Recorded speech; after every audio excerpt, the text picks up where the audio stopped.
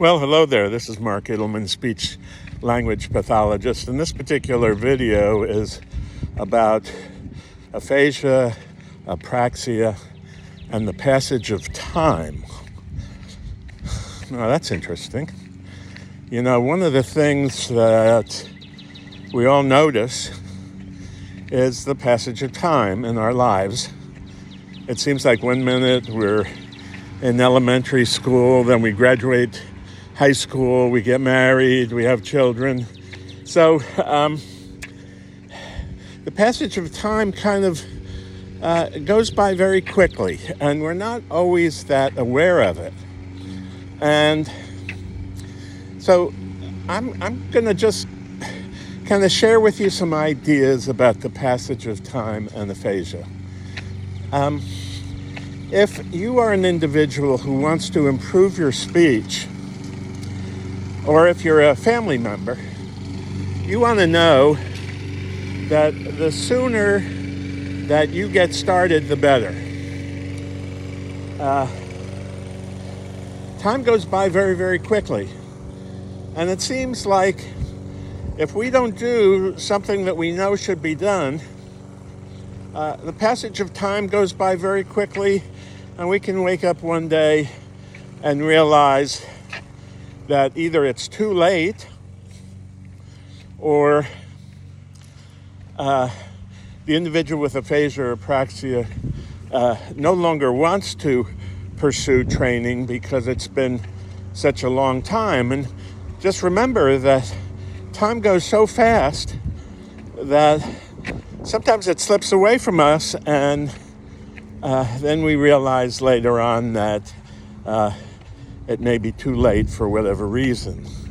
So the first concept about aphasia and time is use time to your benefit.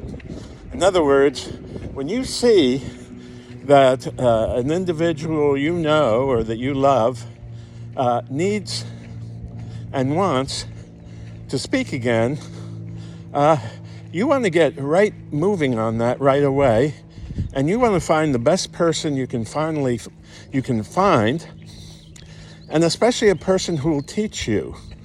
Now, a lot of caregivers think that, all I really have to do is I have to just find a good speech therapist, and I'll just drop him off at speech therapy, or we'll see that therapist online, and I'll get the housework done while they're doing that.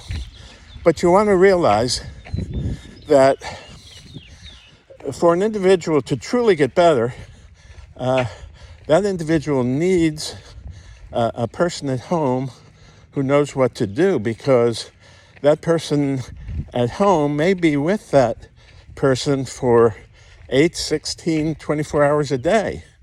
And when you have that type of access to a person with aphasia, and if you know what to do because you've gotten mentored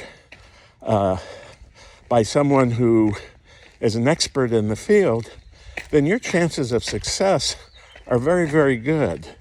So just remember, as soon as you possibly can, to find someone who will train you. Now, secondly, there are always people who go to therapists, and when they get home, they may have a therapist who's really, really good, and they're learning, and the person with aphasia is learning, and it's wonderful.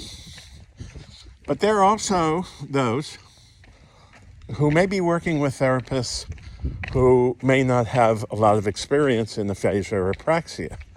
And if that happens, then progress is going to be minimal, because that person has very limited knowledge and expertise. So when you think about time, not only should you think about time and getting the best person to help you, but you want to realize that if you think that you may be wasting time, or if your loved one doesn't really like going to therapy for whatever reason, and you find that there's limited improvement, or you question the methods that are being used, then use that time and start looking and getting another opinion. That's using time optimally. And if you use time optimally and make the decisions that need to be made when they're necessary, then you'll be way ahead of the game. Now, the other thing about time is that we believe that if you work with an expert, that you'll see improvement just about every visit. And if you don't, then something may be wrong in the process. And that's the first thing. The second thing about time when it comes to therapy is that it takes considerable repetition on a regular basis for any new behavior to be learned. Now, an individual with aphasia or apraxia, at one time they may have known how to produce sounds, or they may have known how to string words together, but in some cases that ability has been diminished because of the specific brain injury from the aphasia or from whatever is going on neurologically. So it's going to probably take a little bit longer than most people, and the learning is going to be slower. But if the individual is approached with very simple methods, then learning occurs. It occurs, and it occurs well. Now, if the therapy is too complex, or if a therapist jumps around and tries this and that and this and that, then you're not going to see the progress that you may have had if you had dealt with a therapist who had a very specific treatment regimen and trained you accordingly. So these are just a couple of things about aphasia therapy and time.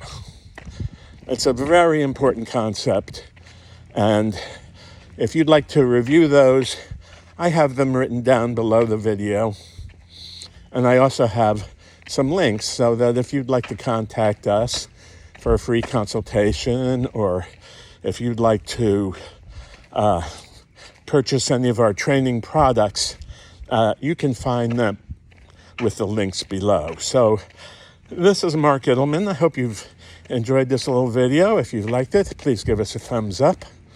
Share it with your friends, your family members, and just know that we're here to help you.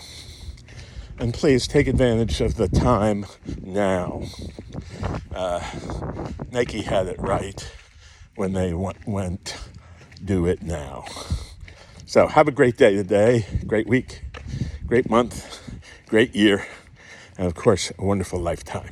Bye-bye now.